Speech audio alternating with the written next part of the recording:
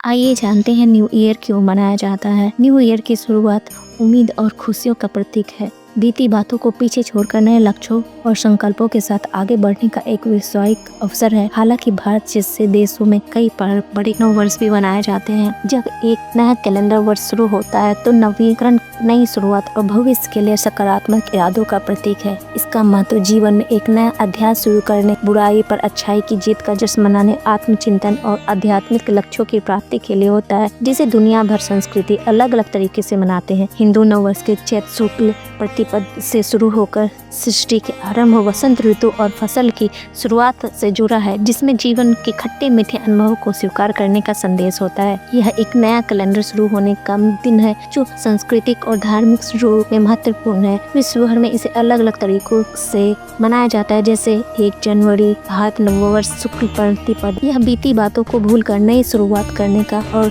जीवन में नया अध्याय शुरू करने का अवसर होता है। लोग अपनी सफलताओं को, असफलताओं को मूल्यांकन करते और व्यक्तिगत विकास के लिए संकल्प लेते हैं। धार्मिक स्तरों के साथ ब्रह्मा जी द्वारा सृष्टि की रचना का दिन मनाया जाता है। वसंत ऋतु का आरंभ होता है जो उल्लास और नई फसल का प्रतीक है। यह नवरात्रि की शुरुआत भी है, जिससे देवी दुर्गा के 9 स्वरूपों की पूजा होती है। परिवार और दोस्त एक साथ आते हैं और साझा परंपराओं का आनंद लेते हैं और सामाजिक बंधन मजबूत होते हैं, जिससे नीम करवा और गुड़ मीठा खाकर जैसे जीवन के खट्टे मीठे अनुभवों को स्वीकार करते हैं। संतुलित रहने का संदेश दिया जाता है। किसी नए कार्य को शुरू करने के लिए शुभ समय माना जाता है, क्योंकि नक्षत्र शुभ स्थिति में होते हैं। दिसंबर आती है, जनवरी आती है, ये तो हर साल आते रहते हैं। दिसंबर भी वही रहता है, जनवरी भी वही रहती है, बस कैलेंडर के तारीख बदल जाते, कैलेंडर बदल जाती है, इस ईयर बदल जाती है। आप सभी को हमारी तरफ से हैप्पी न्यू ईयर, नए साल की ढेर सारी शुभकामनाएं।